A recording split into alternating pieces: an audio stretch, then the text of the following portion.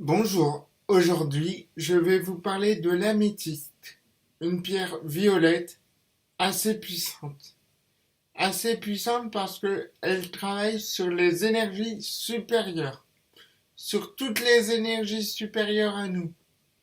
Et elle nous emmène dans, dans des sphères énergétiques où, où nous nous, où nous pensions jamais aller.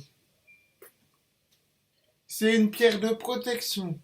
C'est une pierre qui permet d'évoluer spirituellement, qui nous donne de l'énergie, qui nous protège, qui nous montre aussi le chemin, qui nous font, qui nous fait faire des déblocages énergétiques. Pour moi, c'est une pierre extrêmement géniale, mais à, à utiliser avec précaution. C'est-à-dire que il faut absolument vous ancrer après l'avoir utilisé et avant l'avoir utilisé. C'est pas une, c'est une pierre qu'on peut porter tous les jours, mais qu'il faut prendre le temps d'apprendre avant de la porter tous les jours.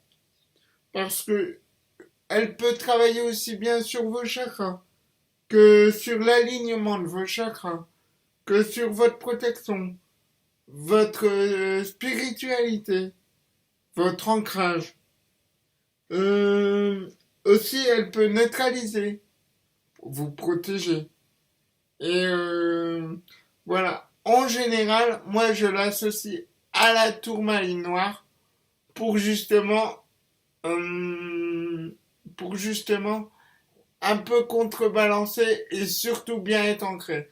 Parce que au plus vous êtes ancré, au plus vous pourrez faire de choses spirituelles. Elle travaille aussi sur la mémoire, sur les énergies négatives qu'elle transforme en positives. Voilà. Mais il y a une chose qu'il faut bien savoir, c'est que une, une améthyste peut aussi nettoyer les autres pierres qui l'entourent. Donc, prenez-en soin et faites attention quand vous l'utilisez. Voilà. Allez, à bientôt.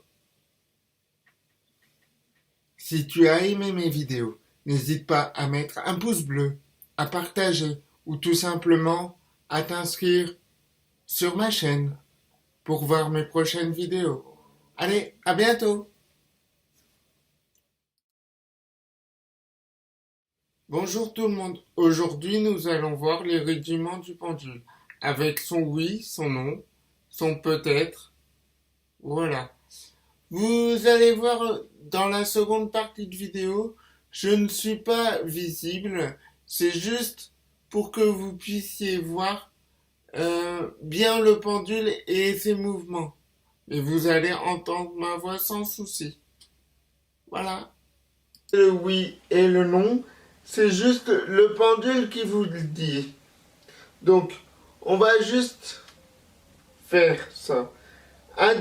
Prendre le pendule, l'arrêter. Indique-moi ton oui. Il tourne d'une certaine façon. Maintenant, vous allez l'arrêter et lui demander son nom. Indique-moi ton nom. Il tourne d'une certaine façon. Maintenant, vous allez tout simplement lui demander s'il veut travailler avec vous.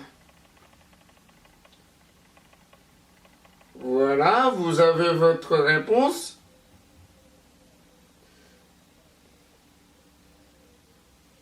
Ensuite, il faut demander si vous pouvez travailler au pendule. Et là, on a aussi notre réponse, puisque on a noté au préalable notre oui, notre non et notre peut-être. Alors, pour le peut-être, vous lui demandez de vous indiquer aussi le peut-être. il va encore tourner ou bouger d'une autre façon. Voilà pour les rudiments du pendule.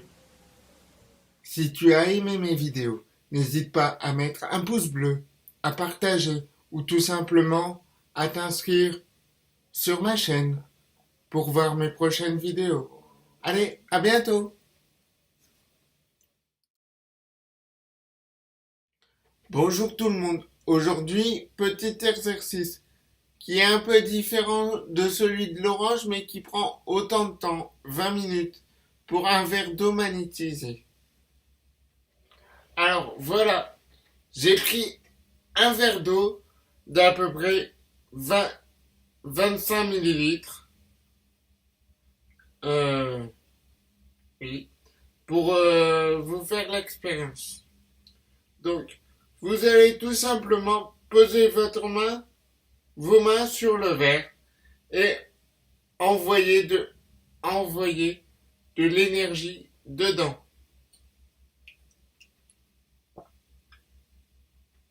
À peu près comme ça pendant 10 à 20 minutes. On va se concentrer à envoyer de l'énergie dans le verre. Tout simplement en posant nos mains. Comme la boule d'énergie ou comme l'orange. Mais nous allons l'envoyer dans l'eau. Tout simplement.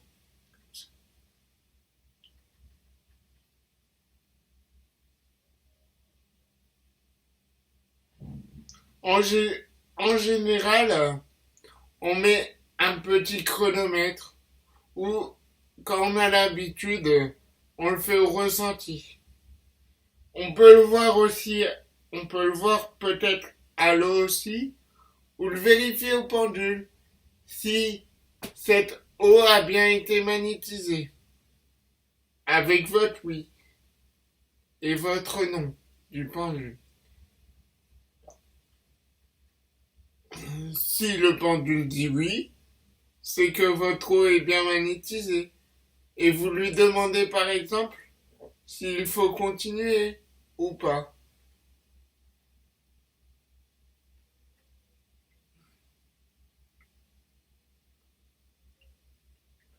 Et vous verrez par vous-même que l'aspect de l'eau peut changer. Et contrairement à l'orange où là, il n'est pas conseillé de le boire, l'eau est conseillé de la boire. Justement, c'est comme si vous, en buvant de l'eau, vous recevez une séance de magnétisme. Donc, comme c'est votre propre énergie, ça peut que vous faire du bien. Et vous rechargez par exemple. Avec un verre d'eau magnétisé, on peut se recharger pour enlever toute fatigue. Tranquillement, paisiblement, vous allez continuer à envoyer cette énergie que vous avez.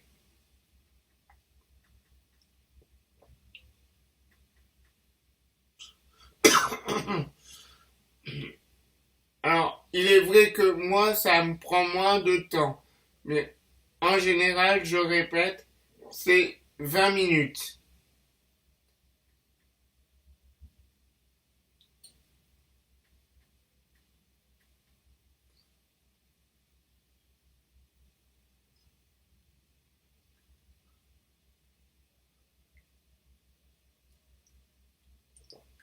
Une fois cette eau bien magnétisée et que votre pendule a dit oui ou que vous avez l'habitude et que à votre ressenti l'eau est bien magnétisée, vous la laissez de côté. Quelques minutes, voilà. Et vous allez voir que l'eau va changer. Mais peut-être pas dans un premier temps en aspect. Surtout en goût quand vous allez la boire. Voilà pour l'humaniser.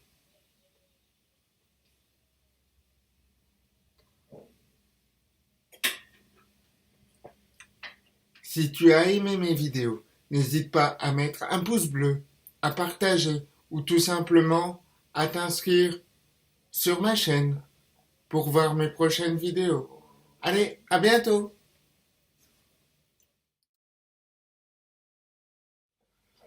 Bonjour tout le monde. Aujourd'hui, on va parler de l'élément R. Alors, l'élément R est un élément léger qu'on peut retrouver en mouvement ou on peut le retrouver compressé et qu'il devienne liquide. Et voilà. Euh, on peut le retrouver aussi dans notre corps. Alors, l'élément R correspond à l'air qu'on respire tout simplement, euh, à tous les gaz qui peuvent se retrouver dans notre corps et notre fonction biologique et chimique du corps. Alors, l'air aussi correspond euh, à- au corps mental. Voilà, le corps mental, tout simplement. C'est aussi l'élément pour les signes astrologiques du Gémeaux, de la Balance et du Verseau. Voilà. Euh, alors, sur le plan astral, l'air correspond à un sentiment de détachement avec les émotions de liberté, de fluidité et de transparence et de légèreté. Voilà pour aujourd'hui. Si tu as aimé mes vidéos, n'hésite pas à mettre un pouce bleu, à partager ou tout simplement à t'inscrire sur ma chaîne pour voir mes prochaines vidéos. Allez, à bientôt! Coucou tout le monde! Aujourd'hui, nous allons voir toutes les couleurs de l'aura. Je vous les ai présentées, je vous les présente une par une dans chaque vidéo. Mais n'oubliez pas une chose, c'est qu'une aura peut changer à tout moment. Donc, faites attention à ne pas vous éloigner d'une aura qui dure par exemple que quelques secondes alors que ça pourrait être une très bonne personne. Merci. Si tu as aimé mes vidéos, n'hésite pas à mettre un pouce bleu, à partager ou tout simplement à t'inscrire sur ma chaîne pour voir mes prochaines vidéos. Allez, à bientôt! Bonjour tout le monde. En ce 1er mai, je voudrais faire tout simplement un petit coucou aux amis, à la famille, à- aux personnes qui me suivent sur cette chaîne pour vous souhaiter un bon 1er mai à tous. Profitez-en. Et aussi, je voudrais faire une petite dédicace à Mickey qui m'a demandé cette vidéo. Donc, merci Mickey, merci de ton travail, de ton amitié et bonne fête du 1er mai à tous. Si tu as aimé mes vidéos, n'hésite pas à mettre un pouce bleu, à partager ou tout simplement à t'inscrire sur ma chaîne pour voir mes prochaines vidéos. Allez, à bientôt!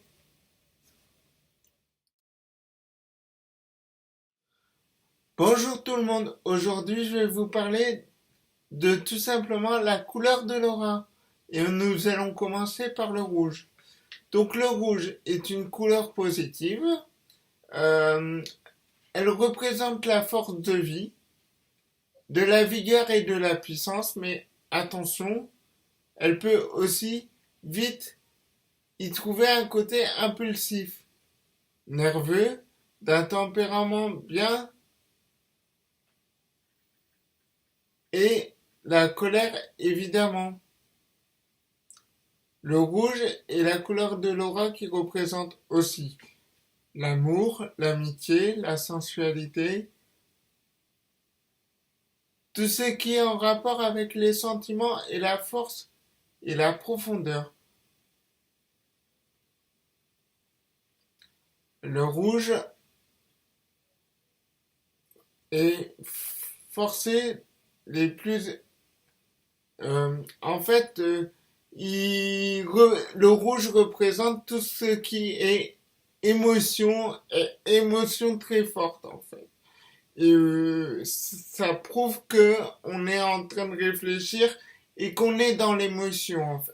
Mais dans l'émotion, dans l'émotion de puissance, de, de contrôle ou d'incontrôle, euh, la colère, la, la colère, la frustration, tout ce qui est en rapport avec la colère. Mais il faut savoir qu'une couleur d'aura peut changer en 10 secondes. C'est-à-dire que vous pouvez avoir une, une pensée de colère et cette pensée et cette aura disparaît d'un seul coup. Et on peut se retrouver dans une autre couleur instantanément. Donc attention, si vous savez regarder l'aura et que vous tombez sur du rouge, ça ne veut pas dire que la personne est tout le temps en colère, ça veut dire que peut-être qu'elle a un, un moment de colère ou un moment de puissance. Une aura change tout le temps. Voilà pour la couleur rouge. Si tu as aimé mes vidéos, n'hésite pas à mettre un pouce bleu, à partager ou tout simplement à t'inscrire sur ma chaîne pour voir mes prochaines vidéos. Allez, à bientôt!